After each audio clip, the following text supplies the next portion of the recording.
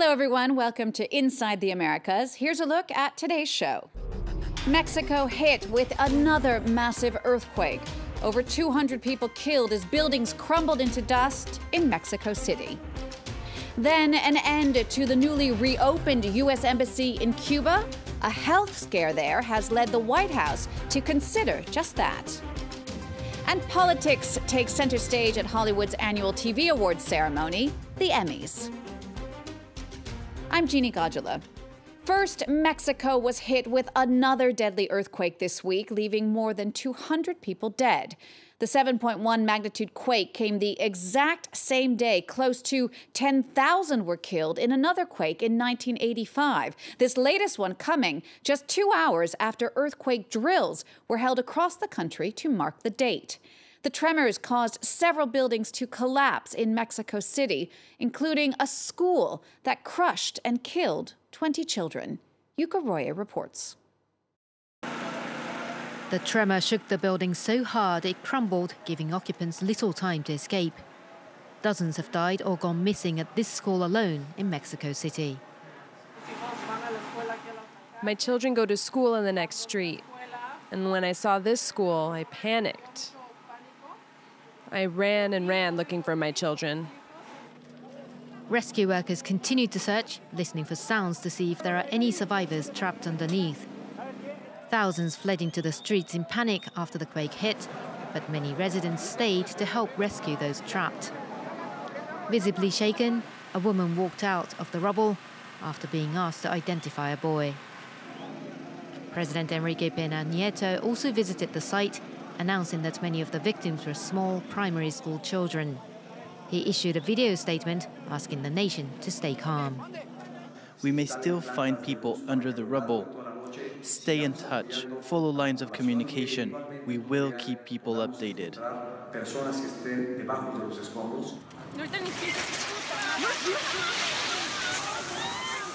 The magnitude 7.1 tremor was centered in Puebla State, about 120 kilometers southeast of Mexico City. Dozens of buildings tumbled into mounds of rubble in populated areas of the capital. Mexico City is built on a former lake bed, soil which amplifies earthquakes. Nearby states like Morelos and Guerrero also suffered major damages. The latest tremor comes less than 2 weeks after another powerful earthquake struck Mexico, killing at least 81 people, and on the anniversary of the 1985 quake, which left over 5,000 people dead and thousands more missing. Meanwhile, another natural disaster bore down on the Caribbean again this week. Hurricane Maria traced a similar path to Hurricane Irma, battering many islands already trying to recover from before. Maria made landfall in the U.S. territory of Puerto Rico Wednesday, the third strongest storm ever to touch down in the United States. That was just after Maria slammed through Dominica, ripping the roofs off buildings like the Prime Minister's own homes. 8 deaths have been attributed to Hurricane Maria so far. It's time now for our number of the week, 21. That's the number of employees at the U.S. Embassy in Cuba who've come down with strange health symptoms ranging from permanent hearing loss to concussion. The health scare has pushed the White House into rethinking its recently reopened embassy in Havana, as Ellen Gainsford explains. The flag is still flying, but the U.S. Embassy in Cuba is shuttered for now. Staff are working to restore operations in the wake of Hurricane Irma. We've come here but haven't found anybody, no officials. We saw an official earlier and they said the embassy is closed until further notice. But there's a diplomatic storm brewing that could mean the embassy closes its doors for good, after a string of unexplained incidents harming the health of U.S. diplomats in Cuba. The 21 people affected have symptoms varying from permanent hearing loss and concussion to nausea, headaches, and ear ringing. Some victims felt vibrations or heard loud sounds mysteriously audible in only parts of the room.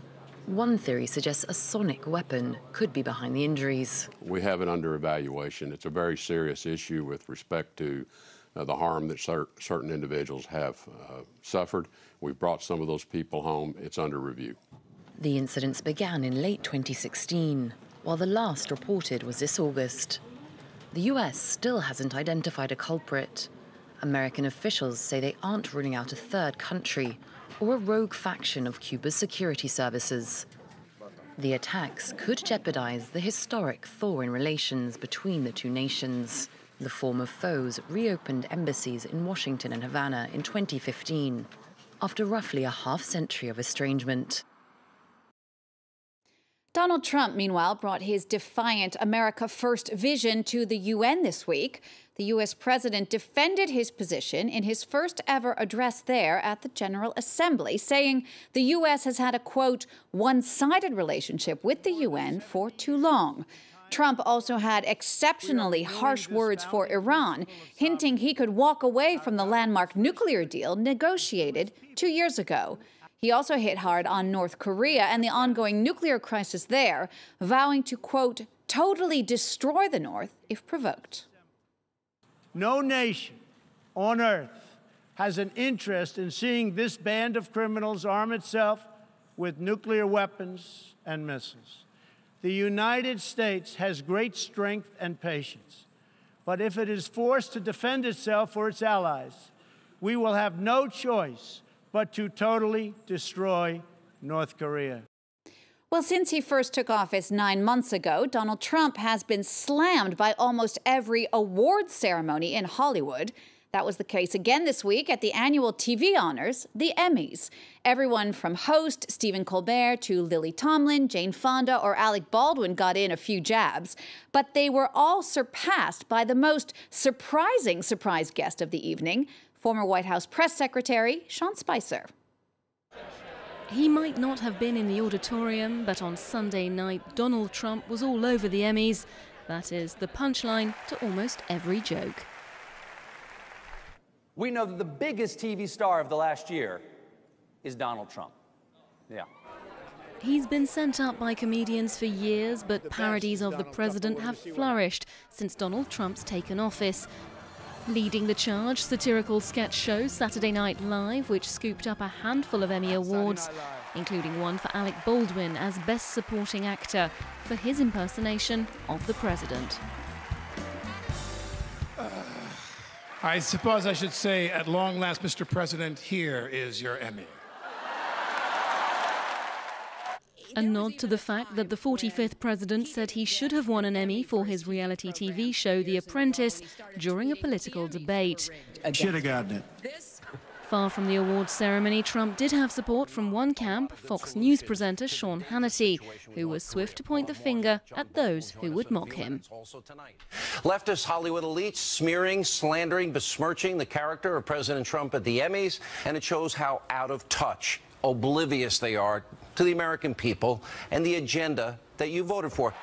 But the big surprise came in the form of someone from that very camp, former White House press secretary Sean Spicer.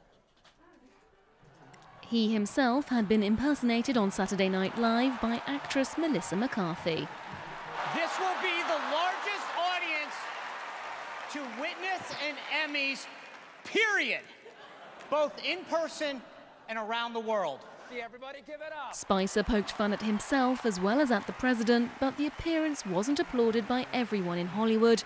Some people called it opportunistic and inappropriate, and certain viewers complained that he was welcomed onto the stage. This year's Emmy Awards ratings were down 2% from 2016, something Trump himself was swift to underline on Twitter.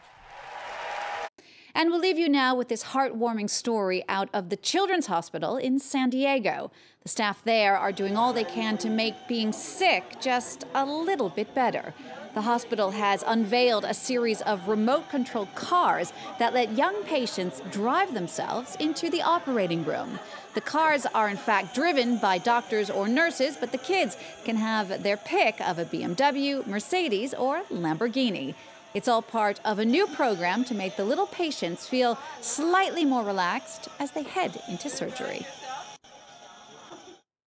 We'll leave you with that. Thank you so much for watching this Inside the Americas. Don't forget, you can always check out our website for more on France24.com.